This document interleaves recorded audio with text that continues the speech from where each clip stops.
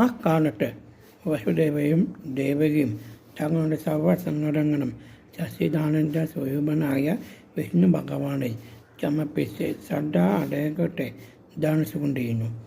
ദേവകിൻ്റെ പുണ്യഗർഭത്തിൽ പുണ്യപുരുഷോത്തമന് പുത്രഭവത്തിൽ അവിടേക്കാണ് എന്ന സമയം സമ്മതമായി. ലോകനാഥൻ്റെ തീയോടെ എപ്പോഴാണ് എന്നുള്ള ചിന്തയോടെ ദേവകൻ സദാസമയവും ഭഗവൻ സേവകൻ ചെയ്തു ഭൂമയ പൊഴിച്ചുകൊണ്ട് വാണിജ്യത്തിൽ സഞ്ചരിച്ചുകൊണ്ടിരുന്നു. പ്രപഞ്ചത്തിനാകെ പ്രത്യേകിച്ചു ചക്രവാള സീമയിൽ ഒരു നവ്യപ്രകാശം പയർന്നു. തൻ്റെ ഭഗിനി എട്ടാമത്തെ ഗർഭം ധരിച്ചിരിക്കുന്നു എന്നുള്ള ഭീതിനായ കംസൻ ദേവകിയെ കാണുവാനായി കായാഗ്രഹത്തിൽ വന്നു. ഉദയസൂര്യൻ്റെ പ്രഭയെ വെഞ്ഞുന്ന ഒരു ദിവ്യ തേജസ്യ ആ ദേവകിൻ്റെ ഉടനെ ആകെ പ്രസംഗം കൊണ്ട് കംസൻ അബദ്ധം പൂണ്ടു. ഇതിനു മുമ്പായിരിക്കുന്നു ദേവകിയുടെ ഗർഭധാരണ പെണ്ണൻ ഇത്രയും ശോഭ ദേവകിയെ കണ്ടിട്ടില്ല. എന്നെ വടിക്കാനെന്ന ദിവ്യ ശിശുവിനെ വകിച്ച് കുഞ്ഞോട് കൊണ്ടായിരിക്കണം ഈ അന്യ ദിശ കാണ്ടി വിശേഷം ദേവകി പറയുന്നത്.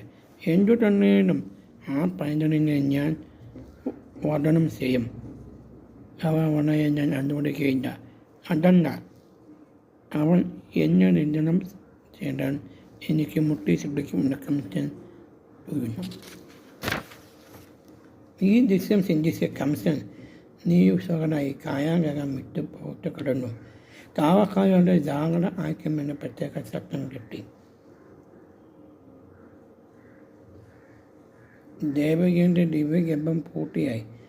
ആ പുണ്യ മുഹൂർത്തവും സമാഗതമായി. പാർവതി സമേതം പരമശിവനും സരസ്വതി സമേതം ബ്രഹ്മാവും മഹാവിഷ്ണുവും ഇന്ദ്രാദി 33 കോടി ദേവന്മാരും നിഷ്മിയും 54,000 ഗന്ധർവ കിന്നവ പുരുഷന്മാരും അപ്സരപ്രിയനും പ്രകടനാഥൻ മഹാബലി തുടങ്ങിയ ഭക്തദാനവന്മാരും സപ്തഋഷികളും തീ അംഗീകരിച്ച് മഹീജി നാരദൻ തുടങ്ങിയ ബ്രഹ്മശിഷ്യനും ബൃഹസ്പതി ഭൃഗു തുടങ്ങിയ ആചാര്യന്മാരും ഭഗവാന്റെ തീവ്രവതാരം വീക്ഷിച്ചു.